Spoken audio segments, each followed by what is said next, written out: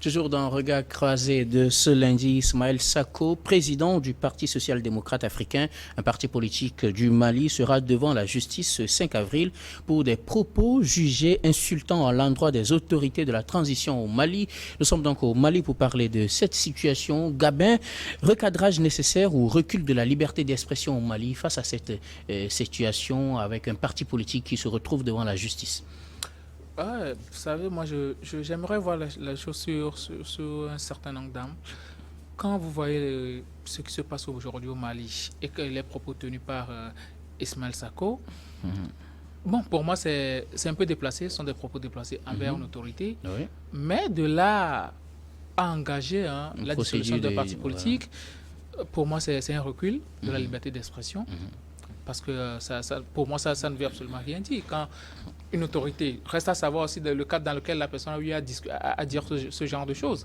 Est-ce qu'il a dit à titre personnel ou bien au nom de son parti politique? Est-ce qu'il a sorti, c'est dans un communiqué au nom de son parti politique qu'il a eu à dire ce genre de choses? Et même si il a eu à dire dans le cadre d'une activité politique au nom de son parti politique, je ne pense pas qu'il sied qu'aujourd'hui on lance contre ce parti, la PSDA, une procédure de dissolution du parti politique. Je l'ai toujours dit, il me semble que les autorités maliennes, qu'on avait tous applaudi, sont en train de dévier de leur mission. Vous êtes venus pour une mission donnée. Si vous voulez faire de la politique, enlevez vos manteaux de militaire, faites de la politique, allez aux élections et là on saura que vous faites de la politique. Mais si vous venez pour faire quelque chose, à savoir lutter contre les terroristes, restaurer l'État, aller aux élections et faire asseoir dans le trône présidentiel un civil, je pense qu'il faut aller dans ce sens-là. Et pour aller dans ce sens, il faut que tout le monde soit mis autour de l'idéal malien. Aujourd'hui, je ne vois pas ça. Je ne vois pas ça. On est en train d'écarter plutôt des gens qui, pour eux, sont gênants, au lieu de pouvoir les appeler. Si ces gens-là sont frustrés aujourd'hui, parce que moi je dis ça, c'est de la frustration. Si ces gens-là sont amenés aujourd'hui de tenir certains propos à l'encontre du gouvernement de transition malien, c'est parce qu'ils sont excédés. Ils se sentent écartés de la gestion du pays. Alors que vous êtes venus, vous n'êtes pas élus.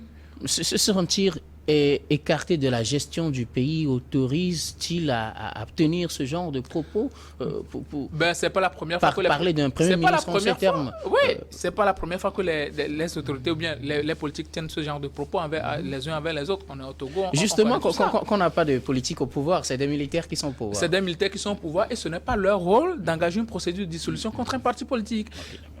Ils peuvent se frustrer, répondre. C'est comme ça que ça se passe. Vous pouvez répondre. Ok, d'accord. Il vous a traité de tous les noms d'oiseaux. Répondez aussi. Et là, c'est la proportion là. Mais dissoudre un parti politique, puisque Ismaël Sako, lui seul ne représente pas le parti politique. Un parti politique peut avoir plusieurs courants aussi. Il peut y avoir des gens dans son parti politique qui ne peuvent pas d'accord avec lui. Donc, il ne faut pas prendre ça à titre personnel pour punir tout un parti politique qui regroupe une frange ou bien une grande partie de la population. Ce n'est pas du tout normal. Je reviens à vous, donc, Joachim Italake, réaction. Le PSDA devant la justice pour une procédure de dissolution à cause des propos tenus par son président. Oui, parfois, moi, je me dis qu'à un moment donné de l'histoire, il faut un peu sévir et surtout mettre de l'ordre. Je vous rappelle un peu l'historique, donc l'historique en termes de gestion politique de Ismaël Sako, qui est le patron du Parti social-démocrate africain. Il est de 2009 en 2010, vous savez, il était en France où il était le président de l'association des diplômés et étudiants maliens en France. Mais ce qui est encore choquant, c'est qu'il a été limogé à la tête de Devoir de Génération, qui est aussi, en tout cas, un mouvement créé par les étudiants en France pour donc essayer de conscientiser les jeunes Maliens en France. Pourquoi il fut limogé? Parce qu'il était jugé de résultats insuffisants par rapport au cahier de charges qui lui était soumis. Mais de 2013 à 2018, c'est là où les enjeux sont énormes. Il a créé son parti politique et pour soutenir, n'est-ce pas, pour essayer de conquérir l'intérieur du Mali et en même temps soutenir donc l'ex-président Ibeka. Et il fut même nommé le 13 février 2014, il fut nommé son chargé de mission pour des questions, je pense pour des questions de politique sociale, et des migrations. Vous comprendrez simplement que dans les manipulations ou dans l'esprit d'Ismaël Sako, il est peut-être aigri parce que son boss, son patron n'est plus aux commandes et que peut-être qu'il a autre intention. Sinon, je pense que les autorités maliennes en charge du pays actuel ont parfaitement raison, mais cela ne veut pas dire qu'il est condamné, mais la procédure est lancée et que c'est la justice qui va faire son travail. Aujourd'hui, ce n'est pas la junte qui va juger le PSDA, c'est la justice qui est en charge de mener, de faire, de suivre et de voir est-ce que les charges retenues contre ce parti politique, est-ce que c'est assez suffisant pour donc dissoudre le parti. Mais vous savez, je me dis qu'aujourd'hui, vous connaissez très bien la position de la France par rapport aux critiques engagées contre elle. Ouais. Il y a plusieurs personnalités qui ont été sanctionnées de 3 mois, 4 mois de suspension de fonction parce qu'ils ont critiqué la France par rapport à sa politique en Afrique. Alors, si un pays démocratique comme la France a pu prendre ces genres de décisions que nous jugeons peu démocratiques, qu'est-ce que le Mali, pour ne pas prendre ces genres de décisions, histoire donc d'amener un peu de l'ordre et permettre donc permettre au pays donc de terminer les réformes qu'ils ont engagées depuis fort longtemps. Est-ce que la mesure prise est à la hauteur de l'action, c'est-à-dire de l'acte posé? Est-ce que la mesure prise, engager une procédure de dissolution, est-ce à la hauteur des propos tenus par Ismaël Sako? Quelqu'un qui sort sur les médias le 30 octobre 2022 qui dit que on va se garder de reprendre les mêmes termes. Le gouvernement malien est un gouvernement ingrat et que le Premier ministre est un imbu. Ben, vous croyez que c'est normal? Il faut savoir que il faut à un moment donné, il faut qu'on impose. Il ne faut pas qu'on soit quand même des gens qu'on utilise à tout bout de champ. Il faut quand même arriver à mettre un peu de l'ordre dans ce que nous faisons et ce que nous disons. Au moment où il faisait cette déclaration... Parce qu'à chaque moment, quand on va parler mal d'eux, ils vont dissoudre les partis politiques. Écoutez, je pense qu'il y a assez de critiques. Il y a assez de personnes qui font des critiques au Mali. Et il faut trouver un bouc émissaire. Il faut que ça commence quelque part. Il vous suffit simplement de suivre, de prendre les quotidiens et les hebdomadaires au Mali, et vous allez vous rendre compte qu'il y a quand même une presse critique à l'endroit des autorités. Et cette critique, elle est constructive. Et ça, c'est endogène. Maintenant, lui, je pense qu'il est considéré comme un vendu qui veut justement se passer pour un patron d'un parti politique qui essaie de sombrer le pays qui est en plein essor. Je sens Germain qui voulait réagir sur la question. Germain? Non, mais en fait, c'est assez surprenant pour des propos tenus en octobre 2022. Que ce soit en mars que 2023. Le gouvernement décide de porter plainte et de quelle manière, pas de poursuivre l'intéressé lui-même, mais son parti politique. De dissoudre tout le parti politique. Non, je pense que c'est un peu trop disproportionné. Peut-être je ne dis pas qu'il n'y a pas eu outrage, il n'y a pas eu d'infraction, que le vocabulaire utilisé par Ismaël Sako sur RFI était la meilleure façon de parler des autorités maliennes, mais quand on est autorité, il faut aussi apprendre à recevoir des coups, des critiques, des attaques, parfois qui font mal. Et dans des pays comme les nôtres, peut-être qu'il y aurait plus de partis politiques. C'est le chef de l'État qui devrait pouvoir envoyer chaque leader pour tenter de dissoudre son parti politique. Non, je pense que c'est vrai qu'ils sont des militaires, ils ne sont pas des hommes politiques. Mais à partir du moment où ils dirigent le pays, ils sont des hommes politiques. Donc, ils doivent comprendre que le coup d'État a été une entorse dans la démocratie. Mais ils l'ont expliqué par le fait qu'ils sont venus pour régler les questions sécuritaires prioritairement. Mais quand on se met à démolir la vie démocratique Je vois parler de la liberté d'expression n'est pas aussi réelle que ça. Les médias au Mali s'en plaignent régulièrement. S'ils ne sont pas menacés, ils sont juste empêchés de se prononcer sur un certain nombre de sujets.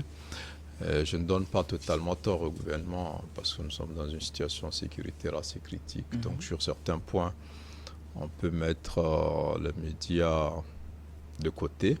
Mais après, la critique, il faut pouvoir l'accepter. Vous savez que Imam Dicko aussi est passé par là pour avoir critiqué sévèrement la junte, n'a pas apprécié.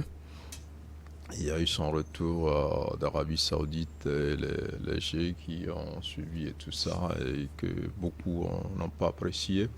Et ajouter à cela, si la dissolution de ce parti-là arrivait à être effective, ça ne va pas être du tout bien pour les autorités maliennes qui jusqu'ici quand même bénéficient d'un capital confiance d'une bonne partie de la jeunesse africaine qui pense que ces militaires-là sont venus pour faire un travail important et qu'il faut les encourager donc dans ce sens.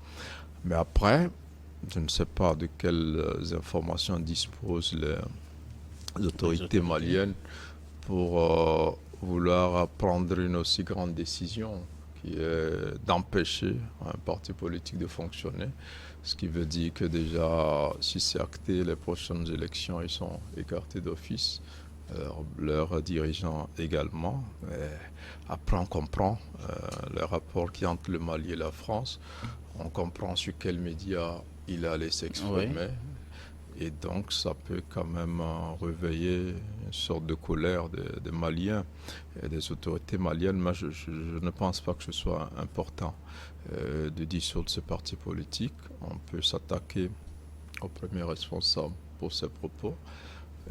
Trouver un article qui colle avec, mais dissoudre tout ce parti, à moins qu'on lui reproche quelque chose, que ces propos-là. On reproche quelque chose au parti. Okay. Voilà, des activités subversives, des activités qui vont contre les intérêts du pays. Et là, la raison ne serait pas ces propos sur RFI. C'est ce que j'allais dire, qu'ils ne respectent pas la charte des partis politiques, un certain nombre de détails. Mais si c'est uniquement sur ces propos-là, et moi j'aurais souhaité que ce soit juste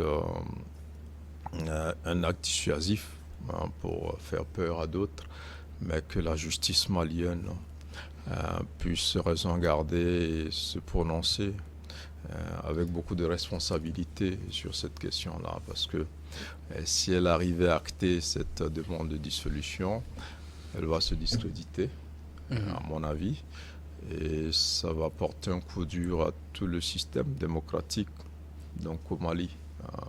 C'est vrai qu'on peut restreindre certaines libertés politiques et d'expression, mais quand la justice sera entièrement à la botte de ce pouvoir-là et qu'on enverra des personnes ou des institutions devant elle juste pour acter ce qui aura été décidé, moi je pense que c'est pas bien pour les autorités maliennes actuellement qui, une fois encore, je rappelle, ont le soutien d'une bonne partie de la jeunesse africaine.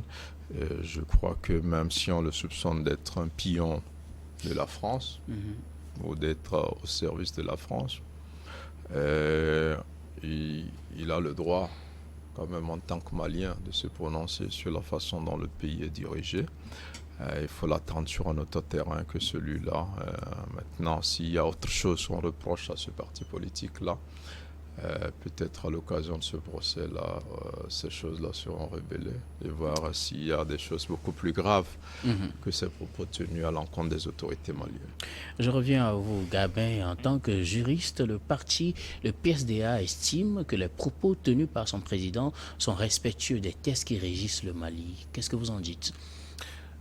C'est ce que je peux dire. Ça veut dire que bon, il corrobore les propos tenus par le président. Sauf que, vous savez, aucun test ne te permet d'injurier des autorités. Mais dans ce contexte-ci, je pense que les Maliens, ou bien le Premier ministre malien, par intérim, pouvaient porter plainte pour injure et atteinte à l'honneur. C'est tout simplement ça.